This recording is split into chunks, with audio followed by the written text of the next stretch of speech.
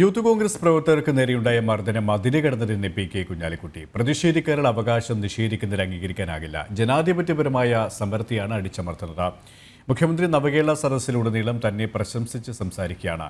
അതിക്രമം തുടർന്നാൽ UDF-ന് പ്രതിഷേധം ശക്തമാക്കുന്നതിനെക്കുറിച്ച് ആലോചിക്കേണ്ടി വരുമെന്നും അദ്ദേഹം കോഴിക്കോട്ട് പറഞ്ഞു. ജനാധിപത്യപരമല്ല. ഞങ്ങളുടെ പാർട്ടിയും അതിൽ ഇന്ന് ലീഡേഴ്സൊക്കെ ചർച്ച ചെയ്തപ്പോൾ ഇത് വളരെ പരിധി വിട്ടു പോകുന്നു, വലിയ അതിക്രമം, വലിയ അക്രമമാണ് എന്നുള്ള നിലയിൽ വിലയിരുത്തിയിരിക്കുകയാണ്.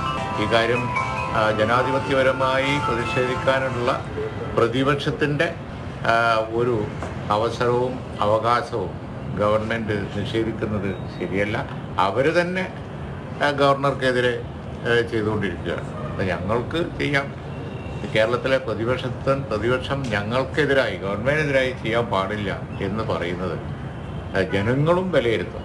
അതവരും മനസ്സിലാക്കുന്നില്ല. അപ്പോൾ അതുകൊണ്ട് ഇത് വളരെ പ്രതിഷേധാർഹമാണ്, വളരെ ഗൗരവമുള്ള കാര്യമാണ്. UDF-ഉം ഇത് വളരെ ഗൗരവമായി തന്നെ ചർച്ച ചെയ്യും. പ്രതിപക്ഷത്തിരിക്കുമ്പോൾ ജനകീയ പ്രശ്നങ്ങൾ ഉയർത്തി പ്രതിപക്ഷത്തിന് സമരം നടത്തേണ്ടി വരും. ആ സമരത്തെ അടിച്ചമർത്തുന്ന രീതി വളരെ ഗൗരവമുള്ള ഒന്നാണ്. കോൺഗ്രസ് മാത്രമല്ല, UDF മുഴുവൻ ഈ കാര്യത്തിൽ അങ്ങേയറ്റം എതിരായി ചിന്തിക്കുന്നു, പ്രതികരിക്കുന്നു. ഞങ്ങളുടെ പാർട്ടി അത് വിലയിരുത്തി അത് പറയാൻ വേണ്ടിയാണ് ഇന്ന് നിങ്ങളെ കണ്ടത്.